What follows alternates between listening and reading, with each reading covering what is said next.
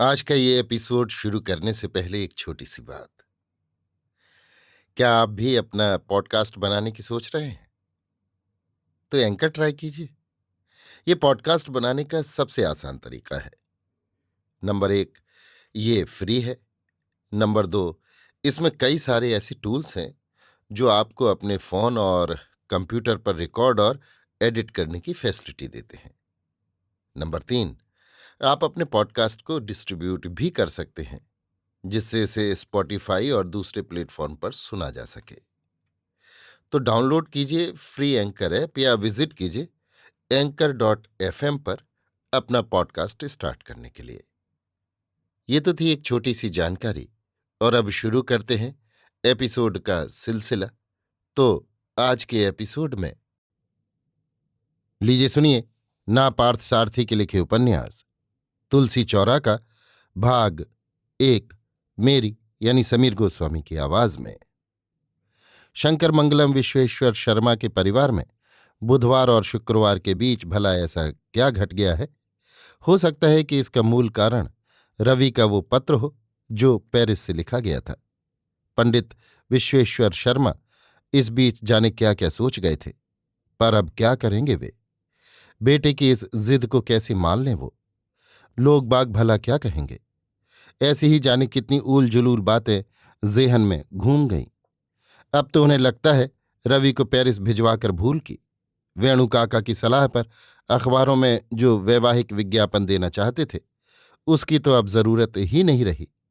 साहबजादे ने कुछ गुंजाइश बचा रखी हो तब ना। सब कुछ तो खत्म हो गया है अब। इसी शुक्रवार की ही तो बात है। स्थानीय संवाददाता विज्ञापन लेने आया तो वे सफाई से टाल गए। बोले, फिर देख लेते हैं, ऐसी भी क्या जल्दी मची है। अपना कहा खुद को झूठ लगा, जबकि बुधवार को उसे खुद ही कहलवा भेजा था। सारा हिसाब भी लगा लिया था, पर शुक्रवार के आते आते सब कुछ पलट गया। एजेंट भी बेचारा दुखी हो गया होगा, उसका कमीशन जो मारा गया। ये एजेंट आसपास के शहरों से विज्ञापन बटोर कर भिजवाया करता। खैर, नुकसान तो हो ही गया उसका। वेणु काका से पूछकर ही तो तैयार किया था वो वैवाहिक विज्ञापन। कितनी आकर्षक पंक्तियां गढ़ी थीं उन्होंने। यूरोप के शहर में कुछ वर्ष तक रहकर स्वदेश लौट रहे उच्च शिक्षा प्राप्त 32 वर्षीय कौशिक गोत्रीय युवक के लिए वधु की आवश्यकता है। सुंदर, सुशील और मृदु भाषणी कन्या के माता पिता संपर्क करें। लड़की कम से कम बीए पास हो। फोटो सहित पूर्ण विवरण भेजें। एक प्रति पेरिस भी भिजवाई गई। वेणु काका की ही सलाह पर तो भिजवाया था। वेणु काका के बेटा सुरेश पेरिस स्थित यूनेस्को में अच्छे पद पर कार्यरत हैं। सुरेश पहले यूएनओ न्यूयॉर्क में था, फिर तबादले पर पेरिस चला आया। तब से पेरिस में सपरिवार रहता रहा था। जाने कितनी बार लिखता रहा वेणु काका और उनकी बेटी को। 4-5 महीने पहले तो हवाई टिकट ही भिजवा दिए थे। वेणु काका और उनकी बिटिया को हार कर जाना ही पड़ा। वे लोग लौटे तो विश्वेश्वर शर्मा के पास रवि की खबर भी लाए। वेणु काका ने जब सारी बातें बताईं, शर्मा जी को विश्वास नहीं हुआ। हालांकि वेणु काका ने सूचना देते वक्त पूरी सतर्कता बरती थी। उसमें शिकायत का लहजा कतई नहीं था। मैं तो खालिस तुम्हें आगाह करना चाहता था। अब गुस्से में उसे उल्टा सीधा कुछ मत लिख बैठना, समझे? आजकल के लौंडों को लिखते वक्त भी खूब सोचना पड़ता है। कहीं ये मत लिख बैठना कि काका कह रहे थे कि वहां किसी फिरंगिन के चक्कर में पड़े हो। बस इतना लिखना कि इस बार छुट्टियों में जब घर आओगे तो सोचता हूं तुम्हारा ब्याह कर दूं। देखते हैं क्या उत्तर आता है।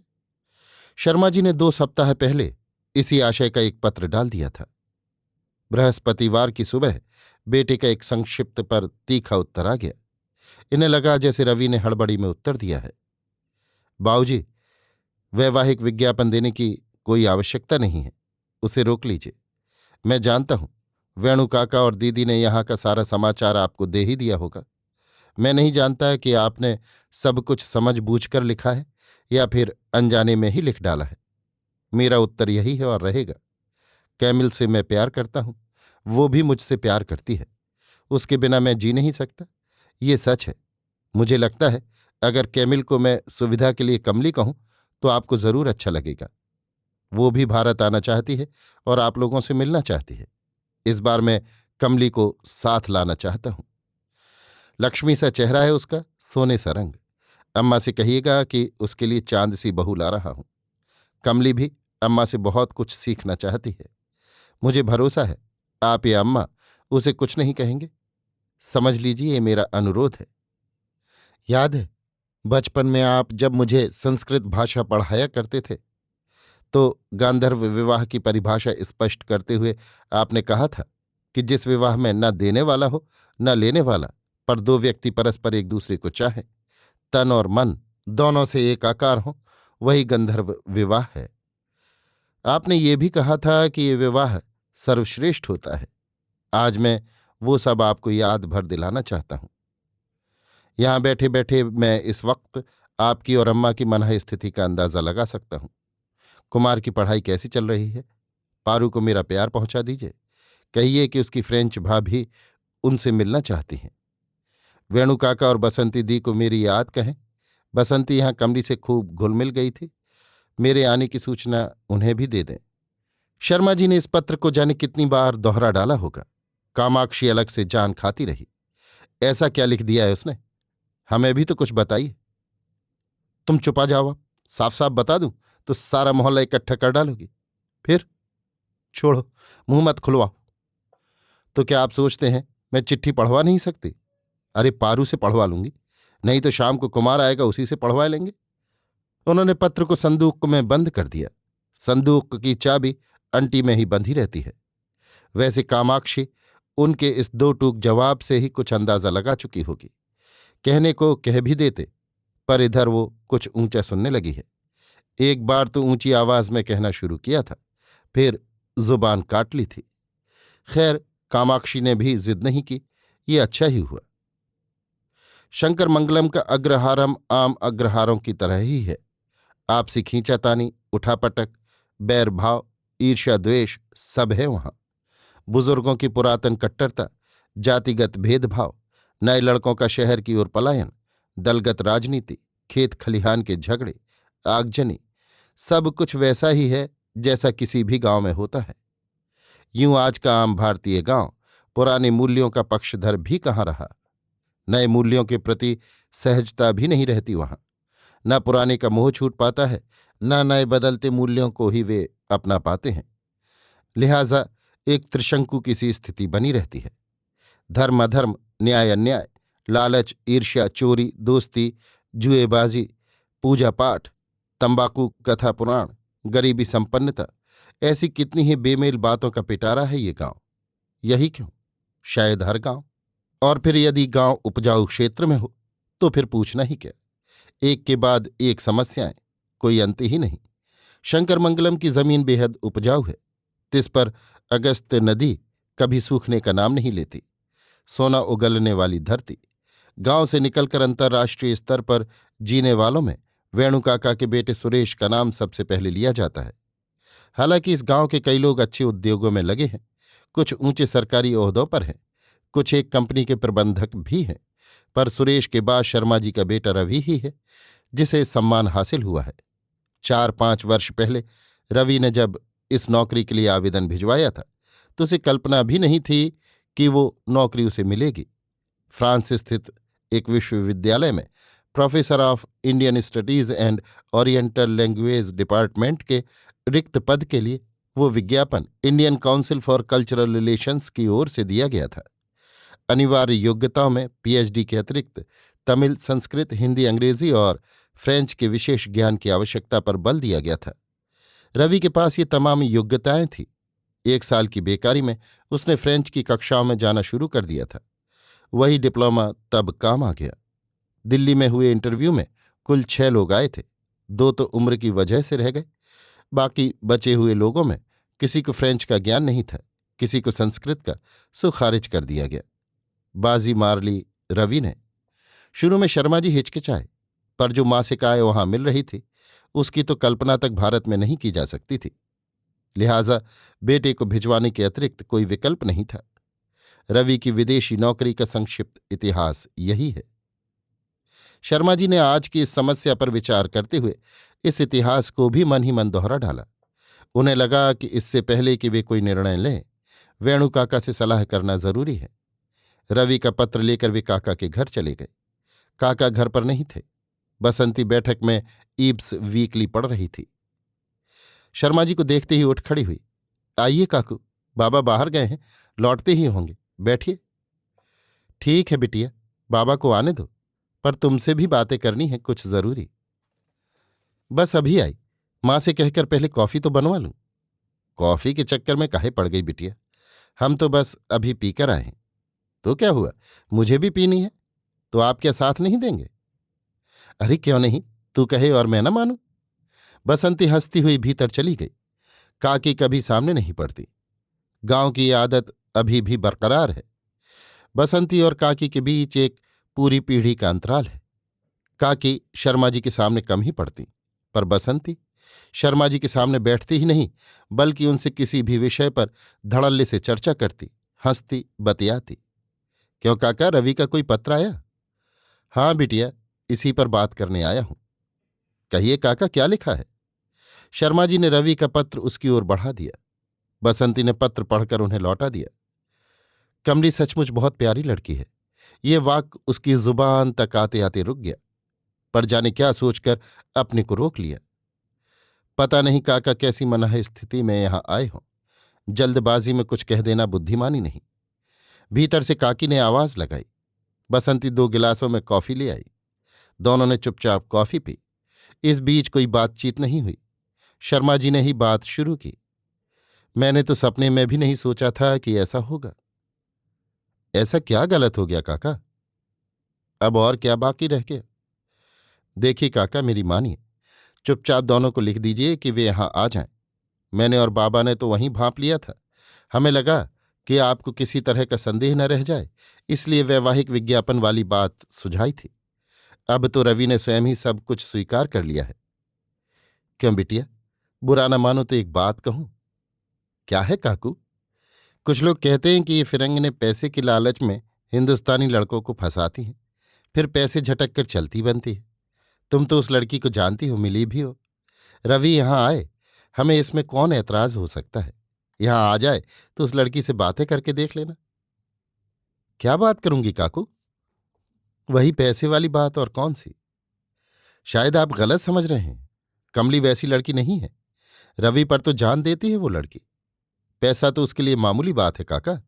वो करोड़पति बाप की इकलौती बेटी है। पेरिस और फ्रेंच रिवेरों में उसके पिता के कई होटल हैं, लाखों के वाइन यार्ड हैं। अपने शंकर मंगलम जैसे 10 शंकर मंगलम वे खड़े खड़े खरीद डाले। शर्मा जी चुप लगा गए।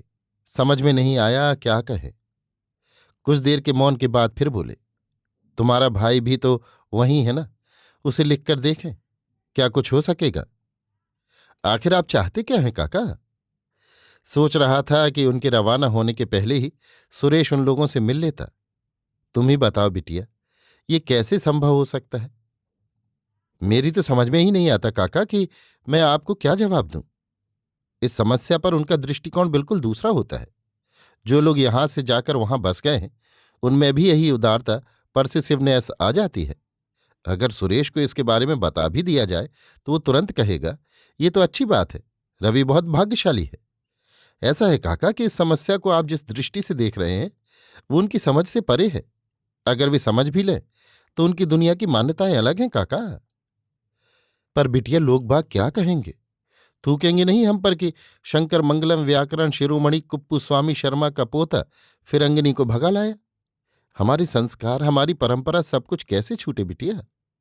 कल हमें कुछ हो जाए तो क्रियाकर्म भी तो उसी को करना है ना। इतने में ही वेणु काका भीतर आ गए। अरे शर्मा जी आइए। शर्मा जी ने सविस्तार सारी बातें फिर से बताई, पत्र भी पढ़वा दिया।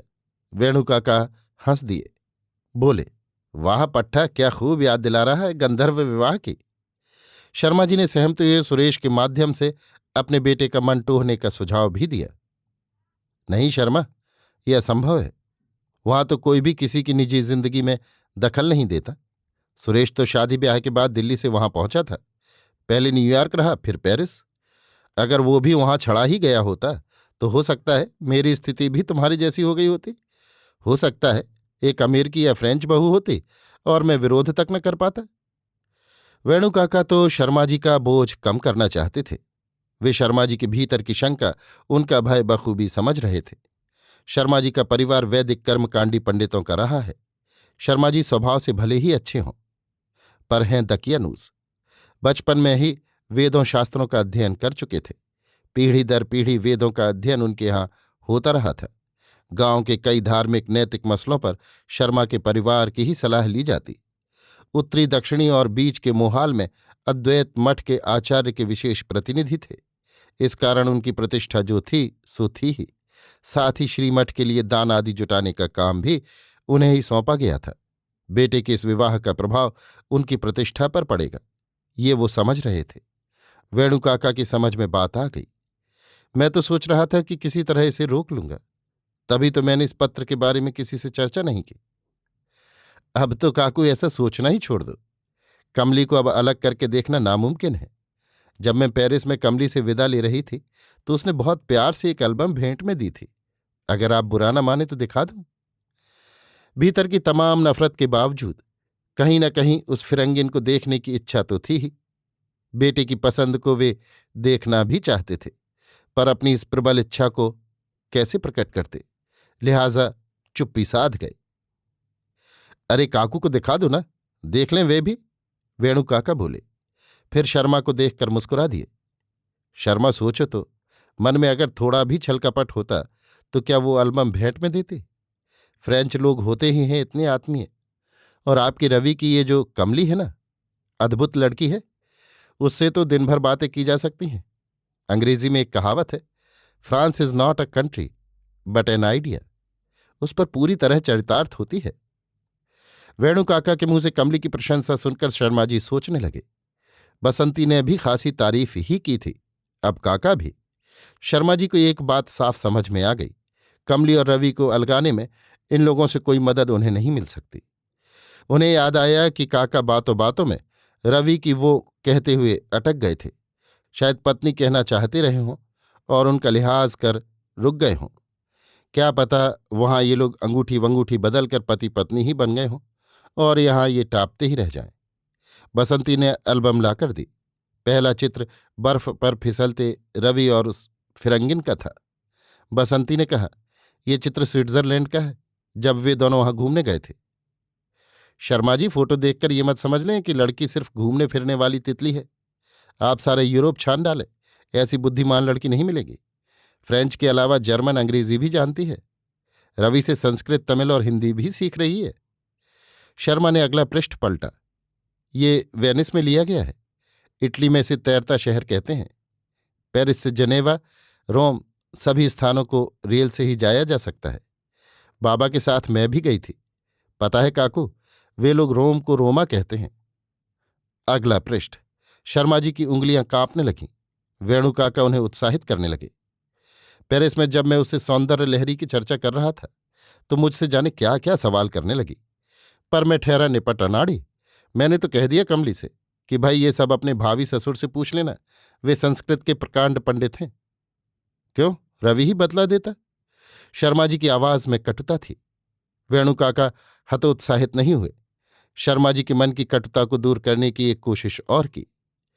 कमली की विनम्रता सौम्यता देखकर तो शक होता है कि क्या सचमुच वो इतने बड़े बाप की बेटी है। इतना प्यारा स्वभाव है उसका। शर्मा जी ने खटाक से एल्बम बंद किया और उठ गए।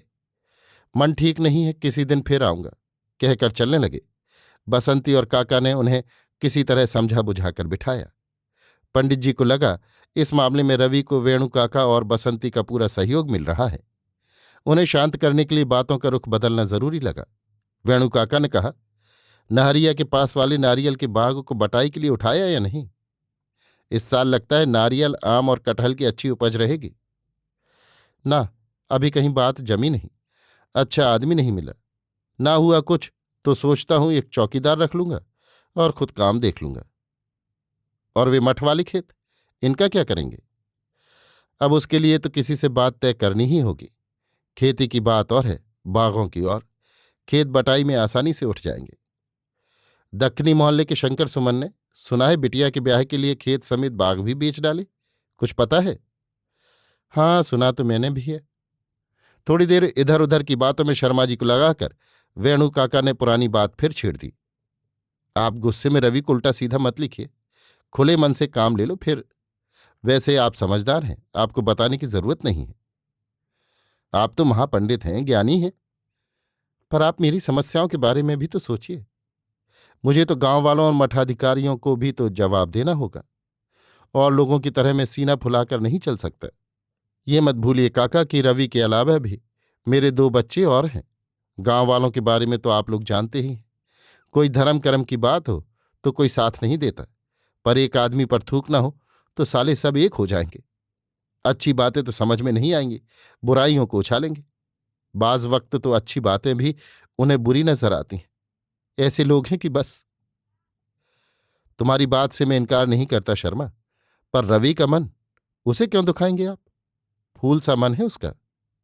शर्मा जी चुप रहे, एल्बम को उठाकर फिर पलटने लगे। वेणु काका बसंती को देखकर आंखों में ही हंस दिए। बसंती ने अपनी कमेंट्री फिर चालू कर दी। ये जनेविया की झील है, किनारे पर घंटों खड़े रहो, वक्त का पता ही नहीं चलता। मुझे ये जगह बहुत पसंद है काकू। एक बाग का चित्र था। बड़े बड़े फूलों वाले बाग में कमली और रवि दोनों ही थे। ये फूल कौन सा है बिटिया? इतना बड़ा और इतना सुंदर। इसे ट्यूलिप कहते हैं। हॉलैंड में बहुत होते हैं काकू। वहां तो इसके फूलने के मौसम में ट्यूलिप उत्सव ही मनता है। अगला पृष्ठ। ये क्या है, कोई खंडहर लगता है? महल का चित्र है क्या? अग्रोपोलिस है, ग्रीस की राजधानी एवेंस में ये मशहूर स्थल है। मतलब ये हुआ कि दोनों पूरा यूरोप घूम आए। अकेले ही तो घूमे होंगे वहां, क्यों? वेणु काका और बसंती समझ नहीं पा रहे थे कि पंडित जी का ये प्रश्न सहजता से भरा था या वे कुछ उगलवाने की चालाकी पर उतर आए थे। एक सधे हुए नाविक की तरह उन्हें बातचीत की नाव आगे धीमे धीमे खींची पड़ी। शर्मा जी के गुस्से का झंझावत कभी भी उठ सकता था। पंडित शर्मा जी फिर कहीं उठकर न निकल पड़े, इसकी पूरी सतर्कता बरती जा रही थी। आशा के विपरीत रवि की बातचीत पंडित जी ने स्वयं छोड़ दी थी, पर क्या पता बातचीत का रुख किस ओर निकल जाए। ये खटका उन्हें लगातार बना रहा। यही वजह थी कि कुछ प्रश्नों से वे कतरा रहे थे, पर उन्हें लगा वे बच नहीं सकते। पंडित जी बातचीत के इसी ओर आगे बढ़ना चाहते थे। उन्हें देखकर बोले, चलो ये मूर्खता कर बैठा मान लिया, पर उसका परिवार, उसके घरवाले नहीं मना करते। आप ही तो कह रहे थे कि उसका बाप करोड़पति है। काका, वहां के लोग रोकने का अधिकार नहीं रखते। पढ़े लिखे युवकों को अपनी जिंदगी चुनने की पूरी स्वतंत्रता है। वहां तयशुदा शादियां, जिन्हें माता पिता तय करते हैं, बहुत कम होती हैं। तुम तो कह रही थी कि वो करोड़पति बाप की बेटी है, तो उन्हें क्या अपनी इज्जत हैसियत का भी ख्याल नहीं? वे यहाँ के धनिकों की तरह नहीं होते। उन्हें 24 घंटे अपने पैसे का गुमान नहीं रहता। पैसे वहां सुविधा भोग के लिए है, वरदान नहीं। कितनी लड़कियां हैं जिन्होंने नीग्रो लड़कों से प्रेम विवाह किया है। ऐसी शादियों का भी विरोध नहीं होता। ऐसी शादियां परिवार में मनमुटाव नहीं लाती। वहां दुराव छिपा जैसा कुछ नहीं है। लड़कियां इतनी साहसी और ईमानदार होती हैं कि प्रेमी को ले जाकर माता पिता के सामने खड़ा कर दें। कमली तो इंडियन स्टडीज फैकल्टी के अंतर्गत रवि से इंडोलॉजी पढ़ रही थी। वहीं से वो रवि को चाहने लगी। ये बात उसने खुद मुझे बताई थी। अब कोई कुछ भी कह ले, क्या होगा इससे बिटिया? मेरी तो मति मारी गई थी। ना भेजता इस लौंडे को फ्रांस, ना ये दिन देखना पड़ता। कमाल करते हैं शर्मा जी। थोड़ी देर बाद कहेंगे कि काश इसे पैदा ही न किया होता। वेणु काका हंस दिए धीमे से। कुछ देर के मौन के बाद शर्मा जी ने ही बातों का सूत्र फिर से जोड़ दिया। अब आप लोग ही बताइए क्या करना होगा मुझे। इस पत्र का उत्तर दूं या न दूं? मैं नहीं चाहता कि वे यहां आए। अब ना कहने की भी हिम्मत नहीं पड़ती। अरे, पेट जाए बेटे को भला कोई आने से रोकता है क्या? अब ऐसा उसने क्या कर डाला कि आप बेहाल हो रहे हैं? अभी तक तो कुछ नहीं हुआ काका, अब लगता है हो जाऊंगा। आप ऐसी उल जुलूल बातें क्यों करते हो शर्मा जी? ईश्वर की कृपा से आपको कुछ नहीं होगा। जो होगा उसकी इच्छा से ही होगा। बस इतना अनुरोध जरूर करूंगा कि कुछ दिनों के लिए मन शांत रखें। वेणु काका ने प्यार भरे स्वर में कहा। रवि बहुत दिनों के बाद लौट रहा है, आप अपना मन शांत कर लें। हमारी भारतीय परंपरा परिवार के बंधनों को महत्व देती है। इस बात की तारीफ वे लोग करते हैं। हम संयुक्त परिवार की बात कहते हैं। ये बंधन, ये आपसी स्नेह उन लोगों के लिए अपूर्व अनुभव है। उनके सामने बाप बेटे एक दूसरे के खिलाफ खड़े होंगे तो सोची कैसा लगेगा। वे लोग अभी बातें ही कर रहे थे कि बसंती ने सड़क की ओर देखते हुए कहा, काकू, पारू शायद आपको ढूंढती हुई आ रही है। शर्मा जी ने सड़क की ओर देखा। बसंती बाहर निकल आई। बाऊ भूमिनाथपुरम वाले मामा जी आए हैं, कह रहे थे लगन पत्र तैयार करना है, 1 घंटे में आकर ले जाएंगे। कौन, रामास्वामी? अरे हां, भूल ही गया था, आज संध्या भूमिनाथपुरम वरीच्छ में जाना है। तो क्या हुआ, यहां से भूमिनाथपुरम कौन बहुत दूर है, नदी पार ही तो है। सूरज ढलने लगे तो निकल लीजिए घर से। वेणु काका ने कहा। शर्मा जी की लड़की पार्वती लहंगा चुनरी पहने थी। मुश्किल से 12 की उम्र होगी, पर 3-4 साल अधिक की ही लगती है। भरी हुई देह, सुंदर नाक नक्श, एकदम साफ रंग, काले घुंघराले बाल। एक बार कोई देख ले तो दोबारा जरूर देखना चाहेगा। क्यों री, स्कूल छूट गया क्या? अभी तो छूटने में वक्त है, बसंती ने पूछा। 4-5 टीचर छुट्टी पर हैं दीदी, इसलिए आखिरी पीरियड छूट गया। बसंती ने उसे अपनी देह से सटा लिया और भीतर ले गई। इस साल इसका स्कूल फाइनल हो जाएगा। कुमार का बीए में पहला साल है। कॉलेज जाने के लिए रोज 20 मील की यात्रा करनी पड़ती है। रोज उसे लौटते 7, 7:30 हो जाते हैं। बेटी को तो नहीं पढ़ाऊंगा, बस स्कूल फाइनल कर ले फिर ब्याह दूंगा। गांव में ही कोई कॉलेज हो तो पढ़ा सकते हैं, लड़कियां बाहर पढ़ने जाएं ये कुछ ठीक नहीं लगता। फिर कस्बे के एकमात्र कॉलेज में भी लड़के लड़कियां साथ साथ पढ़ते हैं, आपको वो अच्छा नहीं लगेगा। मुझे क्या अच्छा लगता है, क्या बुरा, ये तो बाद की बात है। विद्या, ज्ञान और विनय का संवर्धन करे ये जरूरी है, पर देखता हूं इधर विद्या अज्ञान और उद्दंडता को ही बढ़ाती है। हर एक छात्र अपने को फिल्मी नायक समझने लगा है और छात्र अपने को नायिका से कम नहीं समझती।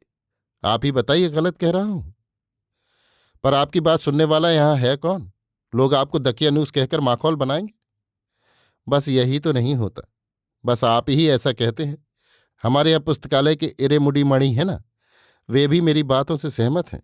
उनका कहना है कि आज की युवा पीढ़ी भविष्य की चिंता नहीं करती, श्रम का महत्व नहीं समझती, बस नकली और क्षणिक सुख सुविधाओं में लिप्त है।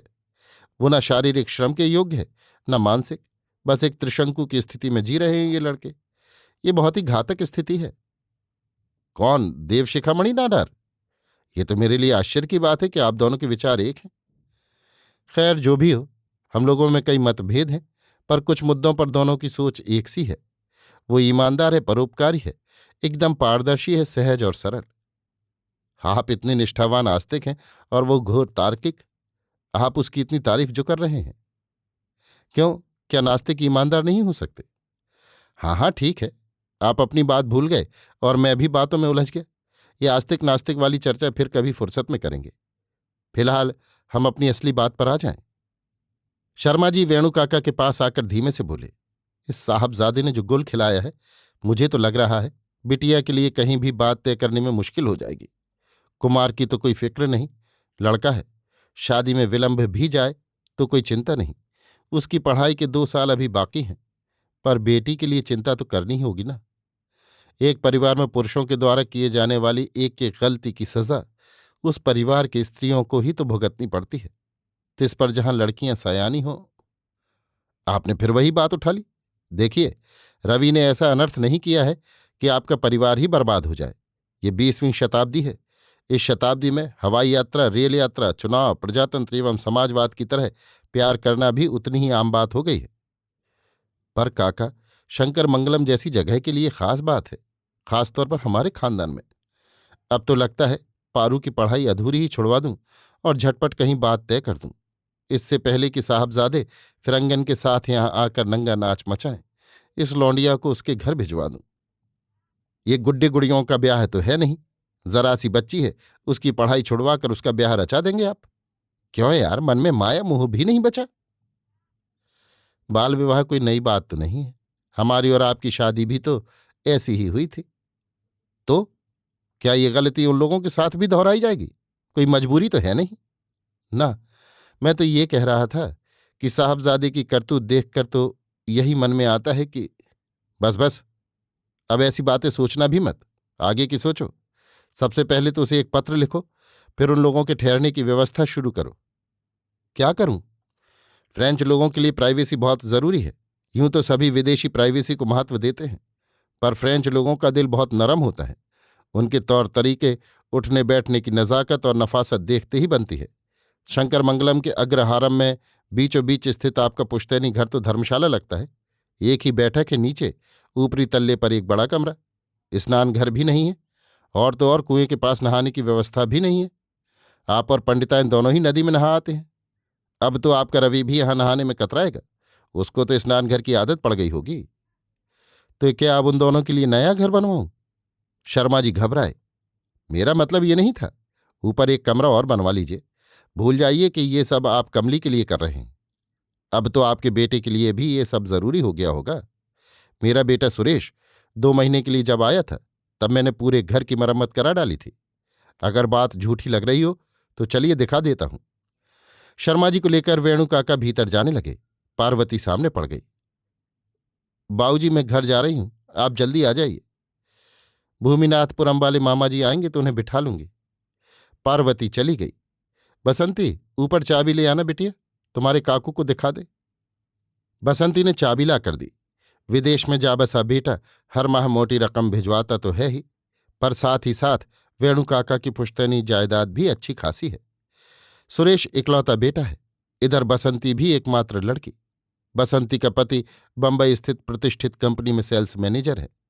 इस कंपनी को उत्पाद वस्तुओं की खपत मध्य पूर्व देशों में अधिक है, इसलिए अक्सर इस सिलसिले में वे इन देशों के दौरे पर रहते हैं। उनका दौरा जब महीनों तक खिंचता, बसंती यहीं माता पिता के साथ रहती। विवाह के कई साल हो गए पर बाल बच्चे नहीं हुए। बेटे और दामाद दोनों की सुविधाओं का ख्याल करते हुए वेणु काका ने ऊपर कमरों में लगे बाथरूम बनवा दिए थे। ऊपर की मंजिल से नीचे आने के लिए 2 सीढ़ियां थीं, एक पिछवाड़ी उतरती थी, दूसरी आगे। बालकनी में कई गमले सजा दिए गए थे। शर्मा जी ने घूमकर कमरे देखे, फिर बोले, खैर आपकी बात और है, कभी बेटा तो कभी दामाद आना जाना लगा ही रहता है, पर यहां तो एक दिन की नौटंकी के लिए सिर मुड़ाने वाली बात हो जाएगी ना। आपने तो इधर इलायची वाला एस्टेट भी खरीद लिया है, लोग बाग इस सिलसिले में आपके पास आते जाते रहेंगे। ये तो आप जैसे लोगों के लिए है, जिनके यहाँ 4 लोगों का आना लगा रहता है। यार शर्मा, बस यही चालाकी तो रास नहीं आती। मेरी जरूरत के बारे में आपको प्रमाण पत्र देने की कोई आवश्यकता नहीं। मैं तो सुझाव दे रहा था, पर आप हैं कि सुन ही नहीं रहे। बसंती ने टोक कर कहा, अगर काकू को कोई आपत्ति न हो तो कमली और रवि यहीं रह लेंगे। मुझे भी बंबई लौटने में माह 2 माह लगेंगे, तब तक कमली का साथ भी दे दूंगी। आप तो कर्मकांडी आदमी हैं, और काकी भी नेम अनुष्ठान छूत पात मानती है। बल्कि काकी तो इस मामले में आपसे भी 2 हाथ आगे है। अब ऐसे में आने वाले भी परेशान हों और आप भी। शर्मा जी ने कोई उत्तर नहीं दिया, पर काका ने बसंती के इस सुझाव की जी खोलकर तारीफ की। वाह, क्या सुझाव है, हमें क्यों नहीं सूझा। अच्छा है, वे लोग यहीं रह लेंगे। शर्मा जी के रुपए भी बच जाएंगे और मेहनत भी। क्यों शर्मा? शर्मा ने कोई उत्तर नहीं दिया, वे सोच में डूबे हुए थे। बसंती ने झट एरोग्राम का लिफाफा उन्हें पकड़ा दिया। अब आप भूमिनाथपुरम के लिए निकलेंगे, कल डाक की छुट्टी है। एरोग्राम ना खरीदेंगे ना लिखेंगे, बस इसी में 2 पंक्तियां लिख डालिए, मैं खुद डालाती हूं। उसका स्वर अनुरोध भरा था। पहले तो वे कुछ हिचकिचाए, फिर उनका मन कुछ पिघल गया। पेन हो तो दे दो बिटिया, मैं तो लाया ही नहीं। वेणु काका ने झट कमीज की जेब से पेन निकाल लिया। शर्मा जी के भीतर का उफनता आक्रोश उनकी पंक्तियों में उतर आया। चिरंजीव रवि को आशीर्वाद तुम्हारा पत्र मिला, विज्ञापन रुकवा लिया है। तुम्हारी माँ पार्वती और कुमार मजे में है। शेष जब तुम यहां आओगे। सिर्फ इतना लिखकर छोड़ दिया और लिफाफे को मोड़कर बसंती को पकड़ा दिया। गुस्से में कुछ ऐसा वैसा तो नहीं लिख डाला काकू? बसंती ने हंसकर पूछा। अब पहले तू ही इसे पढ़ ले, फिर अपने बाऊ को भी पढ़वा दे। ऐसा कोई रहस्य तो है नहीं। शर्मा जी हंस पड़े। मेरे पढ़ने की कोई जरूरत नहीं है काकू, आपने ठीक ही कहा होगा। कह तो रहा हूं ना, तू पढ़ ले। बसंती ने लिफाफे को खोलकर पढ़ा और पिता की ओर बढ़ा दिया। पढ़कर बोले, यार जब हवाई डाक में इतना खर्च करते हो तो 4 लाइन की कंजूसी भी दिखा दी। इतनी दूर से बेटा आ रहा है तो क्या इतना भी नहीं लिख सकते कि यहां तुम्हारी प्रतीक्षा हो रही है? शर्मा जी ने कोई उत्तर नहीं दिया। शर्मा जी चुप रहे। अब बाऊ, आप काकू को और परेशान क्यों करते हैं? इतना लिख दिया, यही बहुत है। वेणु काका और उनकी बेटी बसंती से जब शर्मा जी विदा लेने लगे तो काका ने पूछ लिया, तो फिर यहां उनके ठहरने के संबंध में क्या निर्णय लिया है? अपने ही गांव में अपने ही माँ बाप भाई बहन के बीच कोई लौट रहा है। अगर वो अपने ही घर नहीं ठहर सकता तो फिर जहां जी में आए ठहर ले। ऐसी सुविधाएं तो पीडब्ल्यूडी के बंगले में भी हैं, फॉरेस्ट रेस्ट हाउस में भी हैं। वेणु काका तो उन्हें देखते ही रह गए। भीतर कुछ चुभा जरूर, पर इस खींच में बेटे के लिए प्यार साफ नजर आ रहा था। अपने बेटे को अपने पास नहीं ठहरा पाने की तकलीफ साफ पकड़ में आ रही थी। शर्मा जी लौट गए। बसंती ये क्या कह गए? गलत क्या कह गए बाऊ? बेटे का मोह भी उनसे नहीं छूट रहा। दूसरी ओर अपने नियम अनुष्ठानों की भी चिंता उन्हें है। बस दोनों ओर से पिसे जा रहे हैं बेचारे। अच्छा छोड़ो, पहले इसे पोस्ट कराओ। यही गनीमत है कि 4 पंक्तियां लिख दी। बसंती ने लिफाफे पर पता लिखा और खुद डाकखाने के लिए निकली। आधा रास्ता ही पार किया होगा कि सामने से पार्वती को अपनी ओर भाग कर आती हुई देख रुक गई। पार्वती हांफती हुई उसके पास रुक गई। दीदी, बाबूजी ने कहलाया है कि ये लिफाफा आज नहीं डाले। क्यों री, क्या हो गया तेरे बाबूजी को? हमें तो कुछ नहीं पता, बस यही कहलाया है। बसंती को लगा पारू को आसानी से वश में किया जा सकता है। पारू देख, तू चाहती ना कि तेरे भैया यहां आए? हाँ दीदी, भैया को देखे 3 साल हो गए। माँ और कुमार भी उन्हें देखना चाहते हैं। तो फिर एक काम करो, बाबूजी से जाकर कह दो कि तुम्हारे पहुंचने के पहले ही मैंने ये लिफाफा पेटी में डाल दिया था। रवि को बुलवाने के लिए अभी अभी तेरे बाबूजी ने लिखा था। अब जाने क्यों मना कर रहे हैं? देख, मेरी तो समझ में नहीं आता तेरे बाबू क्या करेंगे। हो सकता है कि इस पत्र को फाड़ दें और फिर दूसरा पत्र डालें कि बेटा अब मत आओ। नहीं दीदी, आप इसे पोस्ट कर दीजिए, मैं बाबूजी से कह दूंगी। बसंती दी ने मेरे पहुंचने के पहले पोस्ट कर दिया। दोनों अपने अपने घर लौट गईं। अभी आप सुन रहे थे ना पार्थ सारथी के लिखे उपन्यास तुलसी चौरा का भाग 1, मेरी यानी समीर गोस्वामी की आवाज में।